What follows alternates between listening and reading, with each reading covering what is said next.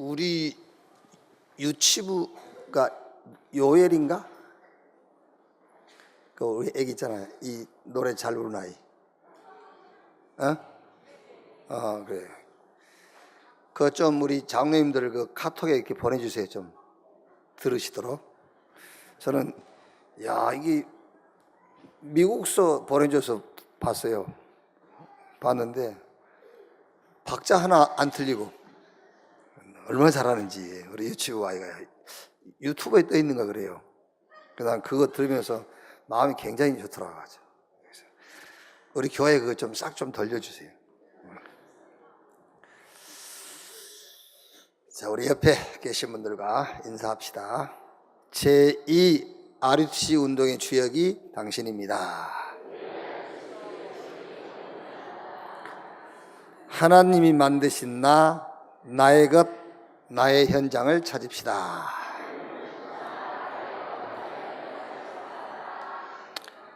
아멘. 오늘 우리 렘넌트들이 같이 우리 중직자 산업인들과 예배를 같이 하고 있는데 우리 렘넌트들에게 특별히 하나님의 영이 감동하시는 그런 시간이 되기를 바랍니다. 사도행전 4장 32절부터 보겠습니다.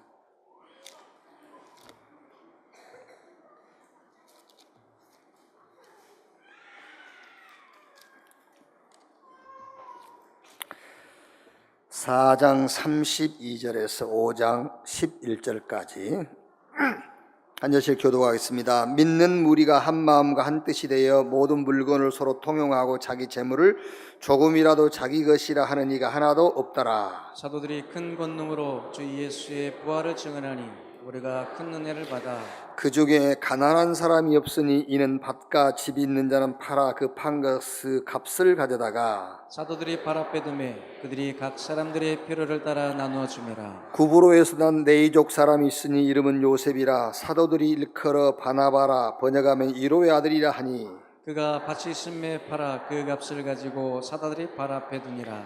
아나니아라는 사람이 그의 아내 삽비라와 더불어 소유를 팔아 그 값에서 얼마를 감추매 그 안에도 얼마만 가져다가 사도들의 발 앞에 두니 베드로가 이르되 아나니아야 어찌하여 사탄이 내 마음에 가득하여 내가 성령을 속이고 땅값 얼마를 감추었느냐. 땅이 그들이 있을 때에는 내 땅이 아니며 한 회도 내 마음대로 할 수가 없더냐. 어찌하여 이 일을 내 마음에 두었느냐. 사람에게 거짓말한 것이 아니요 하나님께로다.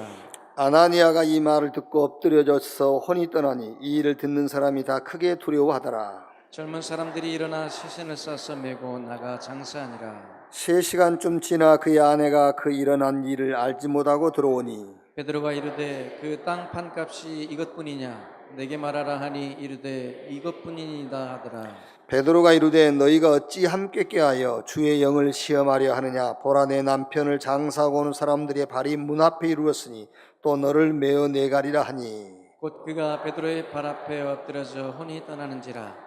젊은 사람들이 들어와 죽은 것을 보고 메어다가 그의 남편 곁에 장사하니. 같이 읽읍시다. 온 교회와 이 일을 듣는 사람들이 다 크게 두려워하니라. 아멘. 선교를 위한 경제 간 헌금 간의 도전 했는데 거기 하나 더 집어넣겠습니다. 재물 간 경제 간 헌금 간의 도전. 도전이란 말은 목표를 세우고 할 수 있다, 하면 된다, 해보자, 그게 아닙니다. 도전은 듣고 아는 거예요. 내가 많이 들었어요. 그리고 알고 있어요. 여러분이 신앙생활 하시면서 많이 듣고 알고 있다, 그게 내 신앙이라고 생각하면 착각이에요. 예를 드는 겁니다. 예를 들은 거니까 너무 중요하게 여기지 마요. 예를 든 거니까. 추석절이 됐어요. 그래서 멀리 계시는 부모님에게 추석에 이제 말하자면은 좀 이제 선물도 드리고 뭐 이래 해야 되겠다. 그 마음을 가졌다고 해서 드린 게 아니에요. 아시겠죠? 그러니까 우리 신앙도 많이 듣고 내가 알고 있다고 해서 그게 내 신앙이 아니에요. 그래서 도전해야 되는 겁니다. 듣고 알고 있는 신앙에 도전해라. 내 개인화 되도록. 그래서 이게 개인화가 되면 교회 오면 포럼을 하게 돼요. 그게 이제 교회화가 되는 거예요. 그러면서 내가 알고 있는 주변 모든 사람들에게 이걸 전달하는 겁니다. 그걸 보고 문화화 됐다고 그러는 거예요. 그래서 도전이 뭐냐? 개인화, 교회화, 문화화 시켜라. 그게 도전입니다. 자, 먼저 여러분, 인생을 살든 신앙생활을 하든 답을 가지고 있어야 돼요. 성경 마태복음 6장 31절 33절을 보면은 너희는 무엇을 먹을까, 무엇을 마실까, 무엇을 입을까 이런 거 염려하지 마. 그 말이 무슨 말이냐면은 인생의 답이 아직 안 났단 말이에요. 뭐 할지를 모르는 거예요. 그러면서 예수님께서 마태복음 6장 33절 너희는 먼저 그 나라와 그 의를 구하라. 그리하면 이 모든 것을 너에게 더하시리라. 답이 났단 말이잖아요.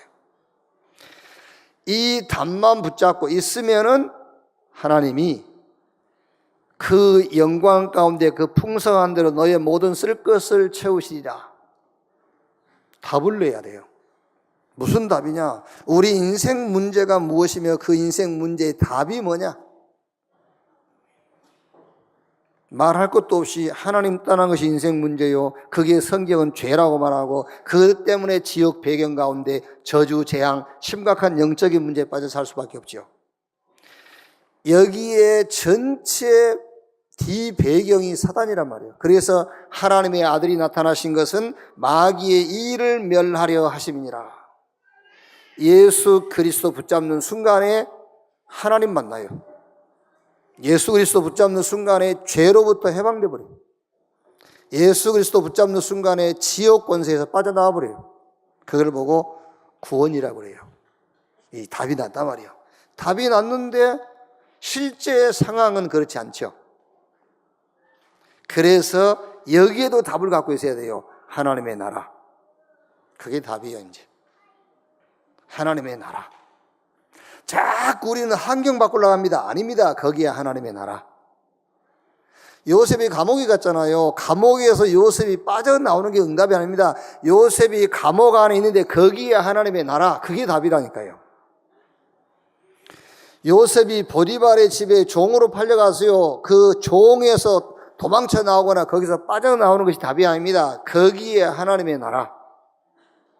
그게 답이라니까. 답을 가지고 있어야 돼, 이제.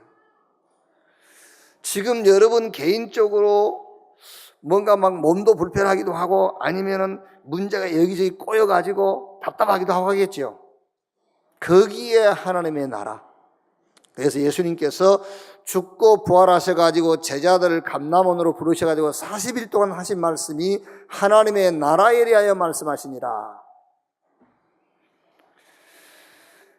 부활하신 예수님을 직접 만났다니까. 직접 만나고 40일 동안 말씀 들었어요. 그런 제자들 현장 가보세요. 핍박, 환난, 어려움. 그런데 전혀 핍박받은 자처럼 살지 않았어요. 하나님의 나라. 그게 답이란 말이에요. 답을 딱 찾아내야 돼요. 자, 그러면 이제 그리스도가 답이요. 좀 어려운 상황에 답이 하나님의 나라요. 그런데 이 그리스도와 하나님의 나라의 이 축복을 쉽게 누리려면 내가 힘이 있어야 됩니다. 그 힘이 영적인 힘이에요. 그래서 성령이 임하시면 권능받고 예루살렘, 유대, 사마리아 땅끝까지 이르러 내 증인이 되리라 하시니라. 영적 힘. 영적 힘을 얻는 방법이 뭐냐? 그게 말씀 묵상이에요. 그래서 다윗이 복 있는 사람은 악인 없게 죄인의 길 오만한 자 자리에 앉지 아니하고 오직 여호와의 율법을 즐거워하여 그 율법을 주야로 묵상하는 자로다. 그러면서 1장 3절에 저는 시냇가에 심은 나무가 시절을 쫓아 열매를 맺으며 그 잎사귀가 마르지 아니한 것 같으니 그 행사가 다 뭐하리로다? 형통하리로다 그랬어요. 왜? 힘이 있으니까. 그러면 목사님, 영적인 힘을 얻는 상태가 어떤 상태입니까? 쉬워요. 영혼의 평안. 여러분이 영원히 하나님의 말씀으로 인하여서 평안하다. 그거를 성령 충만이라고 그러고 그거를 영적인 힘이라고 하는 거예요. 그런데 주의하실 것, 마음의 평안과 영혼의 평안은 다른 거예요. 여러분 자녀가 12시가 넘어도 안 들어와. 새벽 1시, 2시인데도 연락이 없어. 수소문을 찾아보니까는 친구 집에 놀고 있어. 그럼 마음이 평안해지겠죠. 그거는 영혼의 평안 아니에요. 마음이 평안하지. 마음이 안심이 된 거지. 그 자녀가 아무 연락이 없고 어디 있는지 알 수가 없어. 그래도 평안한 걸 보고 영혼의 평안이라고 하는 거예요. 아멘. 쉽지 않겠죠? 쉽지 않겠죠? 그래서 자꾸 속는 겁니다. 마귀한테. 온갖 생각이 다 들어가겠죠. 잡혀갔나? 뭔 짓을 하고 있지? 그때마다 계속 마귀가 공격하는 거예요. 아시겠죠? 그때마다 마귀가 공격하는 겁니다. 그게 마귀 밥이요, 그게요. 영혼의 평안, 그게 성령 충만, 그게 영적 힘. 마귀는 봅니다. 우리 영혼이 평안한지 흔들린지. 영적인 존재이기 때문에 알고 있어요. 우리 영혼이 흔들리면 마귀는 계속 공격하는 거예요. 내 영혼의 평안, 영혼의 힘이 있을 때 마귀는 그걸 알고 있습니다. 공격할 수가 없어요. 그래서 로마서 16장 20절에 평강의 하나님이 사단을 너희 발 아래 속히 무릎 꿇게 할 것이요 그랬어요. 평안. 오늘도 예배하다가 여러분 영혼의 평안 얻는 시간 되기를 주님의 이름으로 축복합니다. 그게 먼저 그 나라와 그 의를 구하라. 그리하면 이 모든 것을 너에게 더 하시리라 그 말이에요. 이것을 아는 사람의 신앙 고백이 여호와는 나의 목자시니 내게 부족함이 없으리로다. 이걸 아는 사람의 신앙 고백이 그 신앙 고백이에요. 자, 오늘은 도전 중에 물질간, 경제간, 헌금간에 대한 도전입니다. 지금 우리 한국 경제가 어렵죠. 경제가 어려우니까 경기가 안 좋은 거예요, 지금요. 어떤 분들은 전에 우리 그 IMF 왔을 때보다 더 지금 심각합니다. 이런 분이 있더라고요. 거기다가 또 겹치기로 저 북한 저것들이 자꾸 핵 가지고 뭐 하니까. 지금 우리 한국에 사는 우리 한국 사람들만 지금 평안하지. 미국이나 중국 이런 데서는요, 우리 한국이 지금 전쟁한 줄 알아요. 이게. 그러니 보세요. 이렇게 혼란스러운 상황이 외부에 전달되다 보니까는 제일 타격받는 파트가 경제예요. 그렇지 않겠습니까? 일단 관광객가 안 오죠. 그리고 외국 기업들이 투자하겠습니까? 자기들 생각에 금방 전쟁이 일어날 것 같은데. 그러니까 가장 타격받는 파트가 경제라니까요. 자, 여러분, 어떻게 해야 되겠습니까? 그리고 우리가 불신자들처럼 이게 막 염려 속에서 큰일 났네, 이래야 되겠습니까? 아니지요. 우리가 삶을 살아가는 데는 상황을 대처하는 방법이 있고요. 어떤 상황이 왔을 때 그거를 대처해 나가는 방법이 있고, 우리의 삶의 근본적 방법이 있어요. 그런데 우리는 수년 동안 예수 믿고 신앙인이라, 자칭 기독교인이라, 크리스찬이라 하면서도 언제든지 상황을 대처하는 방법밖에 몰라요. 근본적 삶의 방법을 따라 살아야 돼요. 그게 무슨 말이냐? 절대 흔들릴 필요가 없어요. 쉽게 얘기해서 역사의 주관자가 누구지요? 하나님이잖아요. 그래서 히스토리요. 그의 얘기. 지금 북한이 이제 시끄럽게 하고요. 뭐 우리 경제 위기가 오고, 뭐 관광객이 안 들어오고, 외국 투자객이 우리 투자하지 않고, 그게 전부 하나님 손에 있어요. 하나님 누구지요? 하나님 우리 아버지잖아요. 지금도 하나님은 말씀 성취하시고 기도에 응답하시고 지금도 구원의 역사 이뤄가고 있습니다. 우리가 그 말씀 속에 있습니다. 우리가 그 기도의 비밀 속에 있고, 우리가 이 하나님의 구원의 역사 속에 있어요.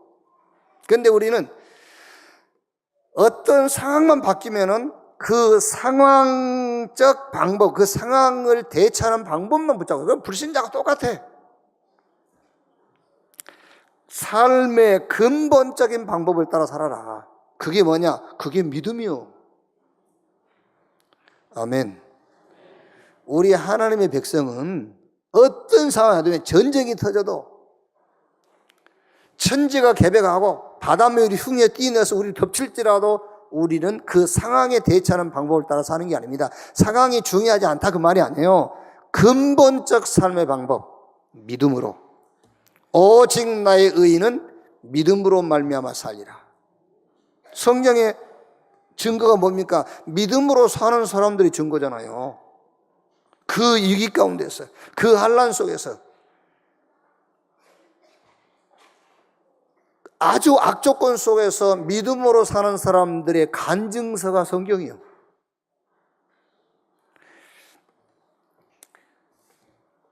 세상 지식, 또 세상에서 성공한 사람들이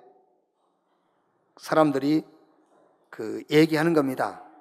성공을 꿈꿔라. 그러면 성공을 꿈꿔라. 성공한 모습을 바라봐라. 크게 생각해라. 뭐 큰 믿음을 가져라. 그런 말이겠죠. 그리고 성공 안에서 기도해라. 이렇게 이제 이런 지식을 전달하고 이거를 가르쳐요. 그럼 성경은 뭐라고 있습니까? 성경은 성공을 꿈꿔라. 그거 없어요. 성공한 모습을 바라봐라. 큰 믿음을 가져라. 그런 거 없어요. 성공 안에서 기도해라. 그것도 없습니다. 성경은, 하나님의 지식은 바울이 디모데에게 전달한 것처럼 내 아들아, 그러므로 그리스도 예수 안에 있는 은혜 속에서 강해라 그랬어요. 아멘. 그러므로가 뭘 전제한 거잖아요.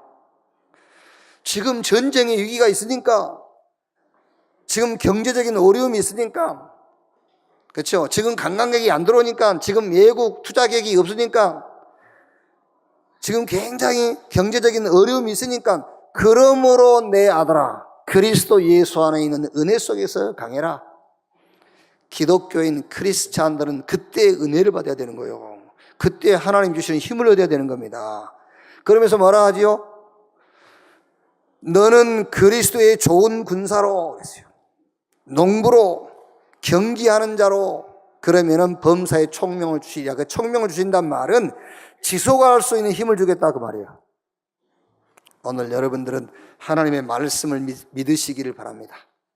자꾸 여러분 세상적인 지식은요, 자꾸 염려 가져오겠죠. 아니면 어떤 상황에서 빠져나올 수 있는 방법을 자꾸 얘기해 주겠죠. 성경은 그게 아니요, 믿음으로 살아라. 그리스도 예수 안에 은혜 속에서 강하고, 그리스도의 좋은 군사로, 농부로, 경기하는 자로. 그러면 하나님께서 범사에 너에게 총명 주실 것이다. 그 총명 주신단 말은 지속할 수 있는 능력을 주겠다 그 말이야. 은혜로 구원받은 하나님의 자녀의 삶은 상황을 무시해라 그런 말이 아닙니다. 상황을 무시하란 말이 아니고 근본적 삶의 방법을 따라 살라 그 말이에요. 믿음. 히브리서 11장에 보면 약 16명의 믿음의 신앙의 영웅들의 이름이 나오죠. 그 사람들 앞에는 반드시 믿음으로 에녹은, 그렇죠. 믿음으로 노아는, 믿음으로 아브라함은, 믿음으로 요셉은 전부 믿음이라는 수식어가 따라붙었어요. 믿음으로.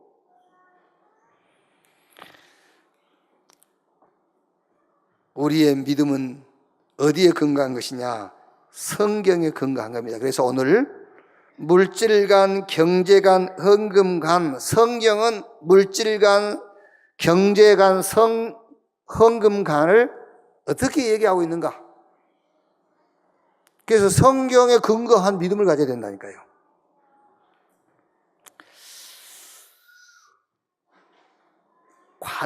이게 관이 없으면은요, 흔들려요. 우리에게 어떤 관이 없으면 물질에서 흔들려. 헌금 관도 있어야 돼.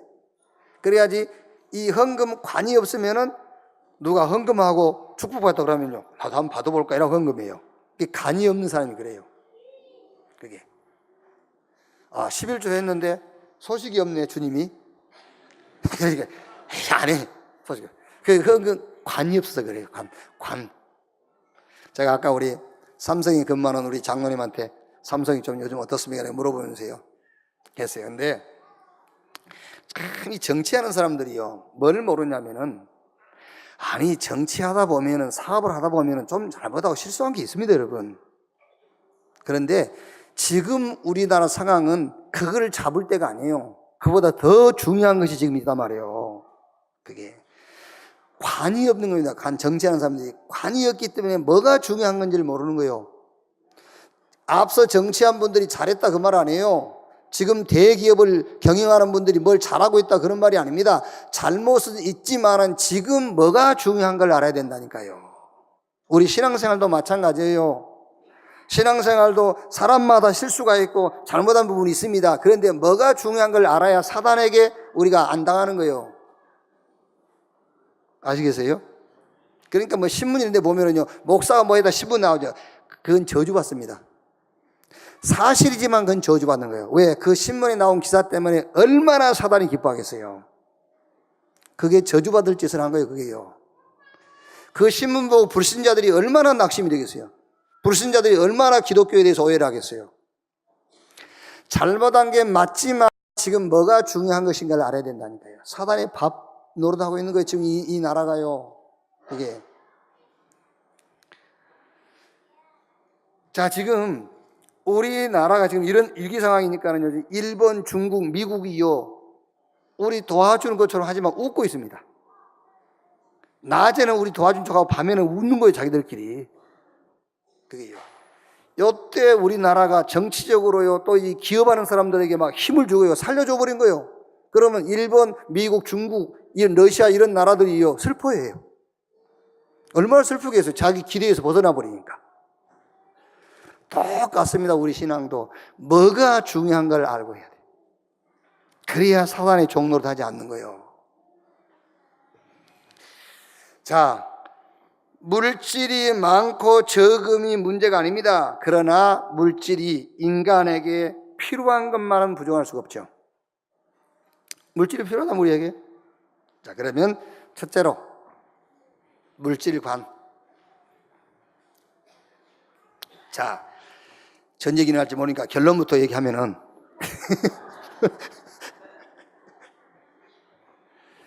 물질과는 인격하고 관계 있어요. 인격. 자, 보세요. 틀린 물질관을 갖고 있기 때문에 사람 죽이는 거예요. 인격하고 관계 있어요. 틀린 물질관을 가지고 있기 때문에 남편 이름으로 보험 들어놓고 청부살인 시키는 거예요. 그게 이제 물질관이 틀린 물질관을 갖고 있기 때문에. 그러니까 물질관은 그 사람의 인격과 관계 있어요. 이번 추석 명절에 가족끼리 엄청 싸울 겁니다. 이제 왜? 부모님 그 땅 조금 있는 그거 가지고 틀린 물질관을 가지고 있기 때문에 피를 나누는 형제간에서 싸우는 겁니다. 그러니까 물질관은 인격과 관계 있다. 그 다음에 경제관은 삶의 풍요와 관계 있어요. 우리 렘넌트들 올바른 경제관이 없으면 가난하게 살 각오하면 돼요. 경제관이 있어야 돼요. 이거는 삶의 풍요와 관계 있어요. 그리고 세 번째, 헌금관은 영혼과 관계 있어요. 영혼. 그래서 오늘 우리가 읽은 성경 사도행전 4장 32절에서 37절 요셉이라고 하는 바나바, 이 사람의 영혼, 어떤 영혼이겠죠? 굉장히 그 영혼이 기름지고 풍요로운 영혼이겠죠. 아나니와 삽비라 영혼은 어떤 영혼이겠죠? 굉장히 말하자면 강팍하고 그 영혼이요. 그 영혼이 비폐해진 영혼이겠죠. 그러니까 헌금과는 영혼과 관계 있다. 경제과는 삶의 풍요와 관계 있다. 물질과는 인격과 관계 있다.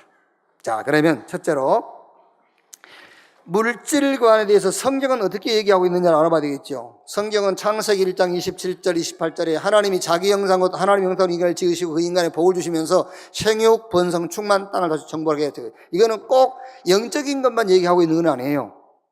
생육, 번성, 충만, 땅을 다스리고 정복이라 그거는 경제, 물질적인 부분도 포함하고 있는 거예요. 그러니까 원래 하나님이 우리 인간에게 풍요로움을 줬어요. 물질에 대한. 자, 성경 다 볼 수 없으니까요. 아브라함, 이삭, 야곱, 요셉 네 족장 보세요. 다 풍요로웠어요. 그 다음에 역대 양들 이상한 짓은 했지만은 다 풍요로웠어요. 특히 솔로몬 같은 사람들은요. 초대교회에도 오늘 읽은 성경도 초대교회도 가난했으나 사실상 쓰고 남았어요. 자, 교회에서 보세요. 루터와 같이 종교 개혁에 동참했던 중직자, 성주들 보세요. 그 사람들은 어마어마한 재물을 갖고 있었다니까요. 그러니까 재물이 많고 적음을 얘기한 게 아니에요. 성경은 재물의 풍성함도 얘기하고 있어요. 자, 그러면 우리가 여기에 이제 어떤 물질관을 가져야 되느냐. 그 첫째가 가난이 하나님의 뜻은 아니다. 그게 올바른 재물관입니다. 가난이 하나님 뜻은 아닙니다. 그러면 나는 뭐지? 하나님의 계획이 있지.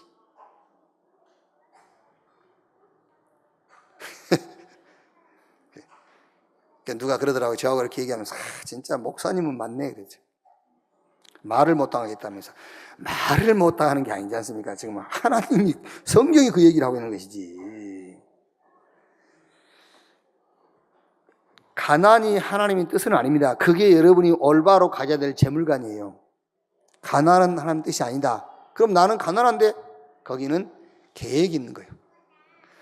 가난에 하나님의 계획이 있는 것이지 하나님의 뜻은 아니다. 그게 여러분들이 가져야 될 재물관이에요. 우리 렘넌트가 가져야 될 재물관.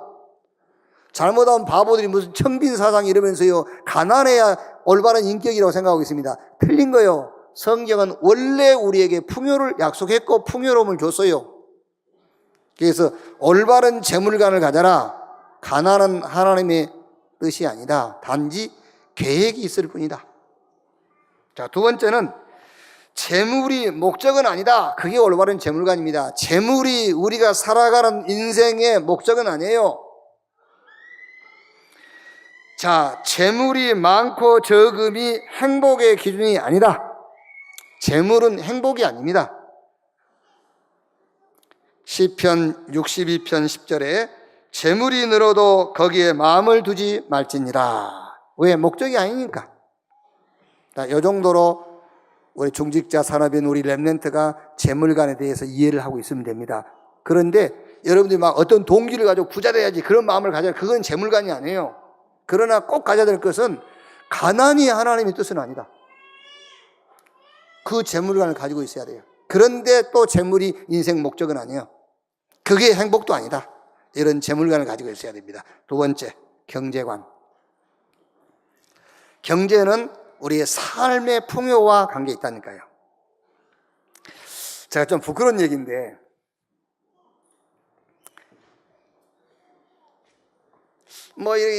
이제 아들도 있고 이래 하다 보니까는 남들이 무슨 그 주택 청약 이런 거 든다고 하더라고요.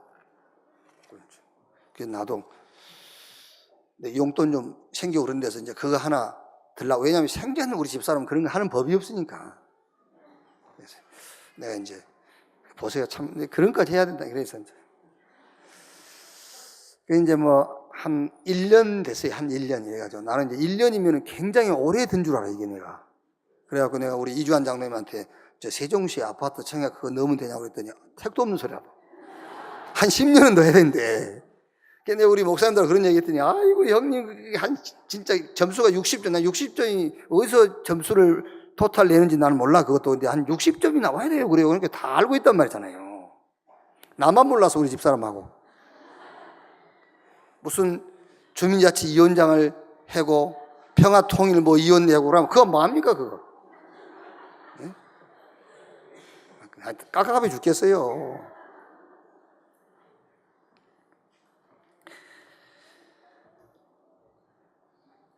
무슨 말이냐면은 그게 경제관이에요. 경제관. 그래서 우리 은행 다니는 우리 장모님이라든가 이런 이주환장 이런 분들은요, 우리 애들 모아놓고 경제관 강의를 하라니까. 이게 경제관이라는 말이 이해가 안 됩니까? 이해가 안 되면 재테크 이런 걸 가르치란 말이에요.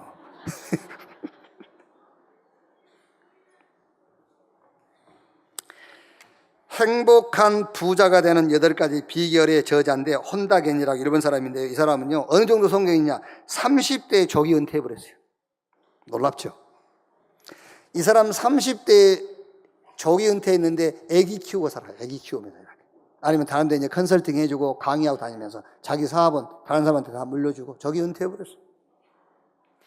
자, 이 사람이 그 책에 보면은 돈의 IQ, 돈의 EQ 진단 체크리스트가 있더라고요. 1에서 20번까지. 그 내용 보니까 뭐 환율 변동을 알아야 된다, 주가 상승 뭐 어쩌고, 부동산, 재테크, 저축 뭐 한 20까지 쭉 해놨어요. 그러니까 이제 20까지니까 한 문제 5점씩 점수해 보니까 나는 30 몇 점인 거예요. 그러니까 전혀 경제에 대해서는 모른다는 거예요. 그게. 성경에 여러분 재테크의 황제가 있어요. 누구죠? 야곱이요. 야곱이 재테크의 황제예요. 그게요. 자기 삼촌 집에 아무것도 없이 갔잖아요. 삼촌 재산 늘려주고 삼촌하고 계약했잖아요. 삼촌, 내가 키우고 있는 양무리 가운데서 얼룩달룩한 싹 가져가라. 나는 하얀 양만. 그리고 여기서 이제 지금부터 그 양이 새끼를 낳는데 얼룩달룩한 것만 내가 갖겠다. 여러분 얼른 생각해 보세요. 되겠습니까? 얼룩덜룩한 양 속에서 얼룩덜룩한 게 나오지. 그런데 얼룩덜룩 무늬 있는 양은 싹 삼촌이 가져가세요. 삼촌이 얼마나 웃겼겠어요. 제가 아이고 정신없는 거예요. 저렇게 어리석은 놈이 있다면서. 지는 하얀 양만 키우면서 거기서 얼룩덜룩한 새끼가 나오면 지껏 삼겠다는 거예요. 그러니까 삼촌이 볼 때는 역시 자식 모자란 놈이구나 이랬겠죠. 그런데 놀랍게도 야곱의 재테크가 시작됩니다.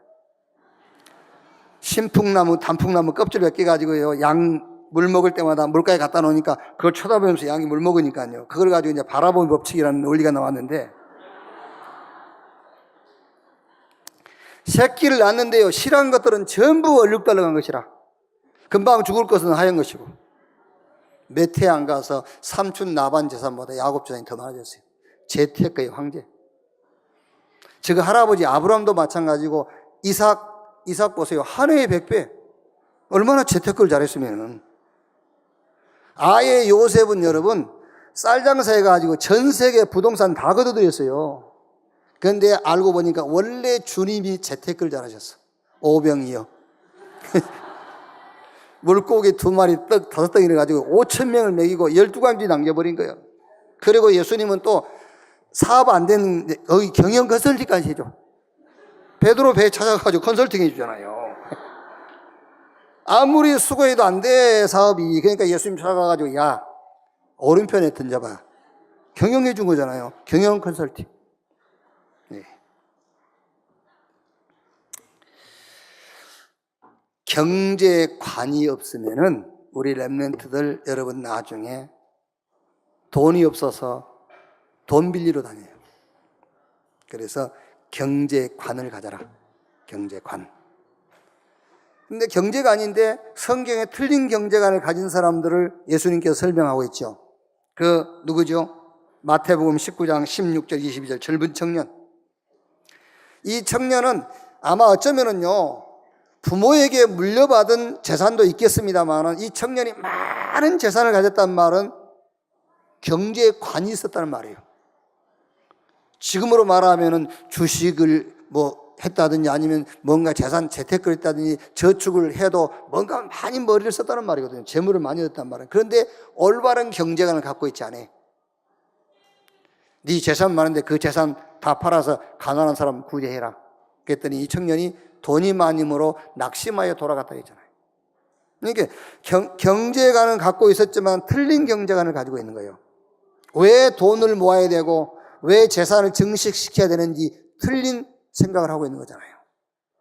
성경 누가복음 16장 19절 31절에도 보세요. 부자 나사로 얘기 나오지 않습니까? 젊은 이 부자가 얼마나 부자였는지 날마다 잔치하는 거예요. 날마다. 그런데 이 사람은요, 잔치하기 위해서 돈을 번 거예요. 그러니까 틀린 경제관을 갖고 있는 거죠. 경제관은 가지고 있는데 틀린 경제관. 자, 보세요. 오늘 사도행전 4장 32절 37절.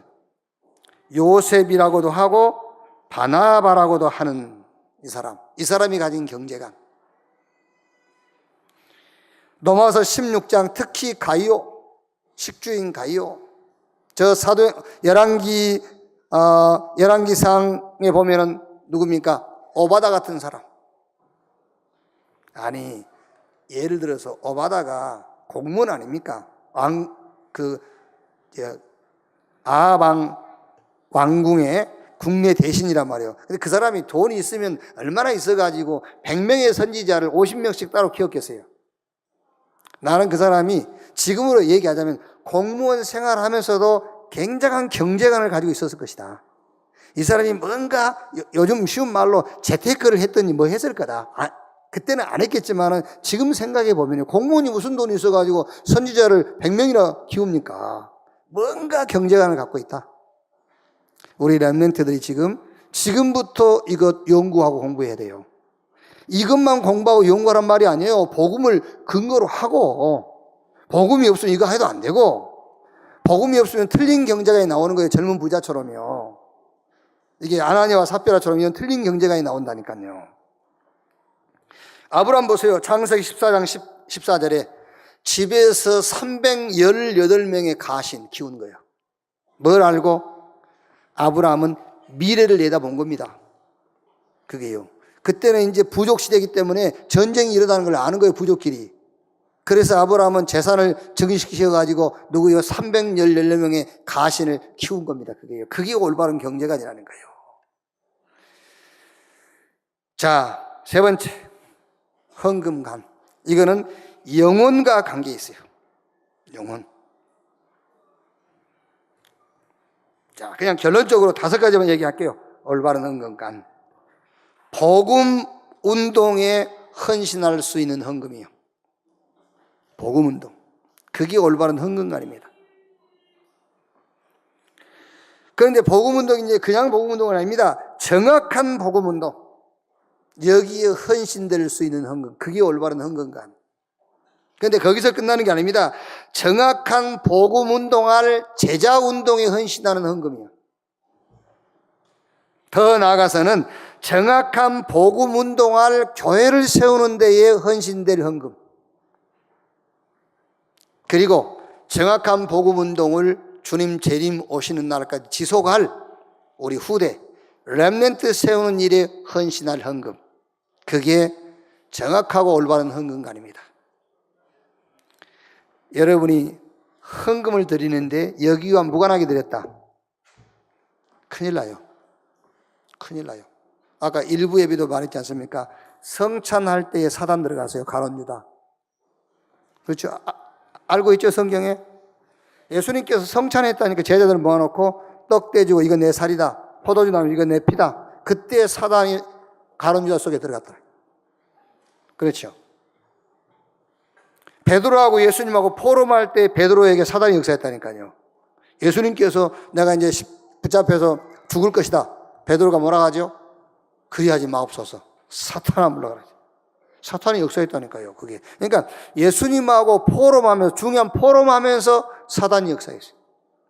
오늘 여기 성경은 뭐죠? 아나니아와 삽비라가 헌금하는데 사단에게 잡혀버린 거예요. 헌금 드리면서 사단에게 잡혀요. 올바른 헌금관을 가져야 돼요. 여러분들이 누구를 도와주기 위해서 그건 틀린 거예요. 그거는 헌금이 아니에요. 그건 도와주는 거지. 그건 도와줘야지 헌금이라고 생각하고 하면 큰일 나요. 헌금은 정확한 복음 운동하는 데 들여져야 헌금이에요.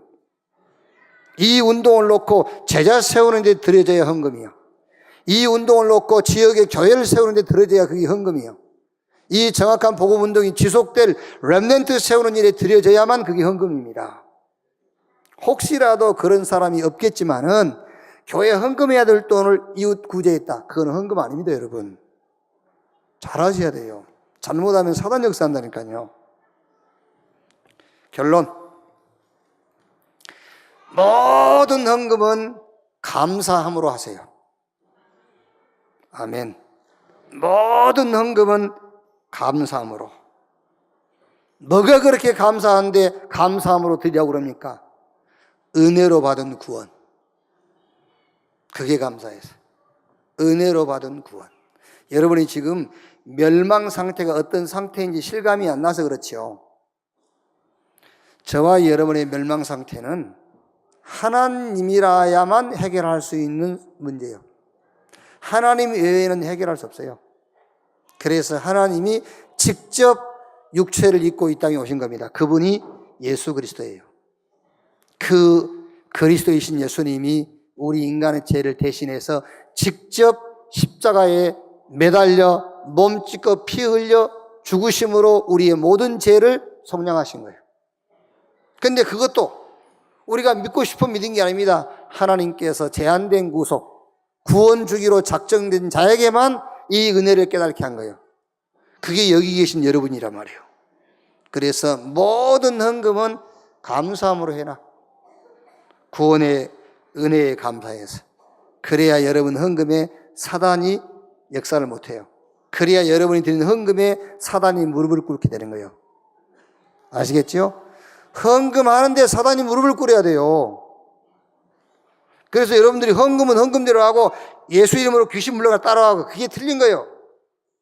헌금할 때에 사단이 무릎을 꿇어야 돼요. 헌금할 때 영적인 문제가 해결돼야 돼요. 물질가는 인격과 관계 있다. 아시겠죠? 경제가는 우리 렘넌트 나중에 여러분 삶의 풍요와 관계 있어요. 헌금가는 신앙생활의 영혼과 관계 있다. 올바른 관이 세워지는, 그래서 하나님이 주신 그 물질, 경제, 또 헌금할 수 있는 능력, 이걸 가지고 여러분을 통해서 영세전부터 계획하셨던 하나님의 역사가 이루어지는 그 응답이 있기를 주님의 이름으로 축원합니다. 기도하겠습니다. 하나님 감사합니다. 우리를 은혜로 구원하신 하나님 감사합니다. 구원받고 난 이후에도 여러 가지 우리 수준에서 어려운 정황들과 상황이 옵니다. 그것은 우리가 근본적 삶의 방법, 믿음을 따라 살라고 하나님이 허락하신 것인 줄로 믿습니다. 영적인 축복을 누리게 하시고 진짜 영적인 싸움을 싸우도록 주여 우리를 축복해 주옵소서. 오늘 특별히 물질, 경제, 헌금관을 가지고 말씀을 나눴습니다. 올바른 물질관, 경제관, 헌금관을 갖게 하사 우리가 드리는 헌금을 통해서 눈에 보이지 않지만은 흑암의 조직이 무너지고 모든 흑암 경제가 무너지며 복음 경제가 회복되어지는 역사가 우리 렘넌트, 우리 산업인 중직자를 통해서 시작되게 하옵소서. 그리스도이신 예수님의 이름으로 기도하옵나이다. 아멘.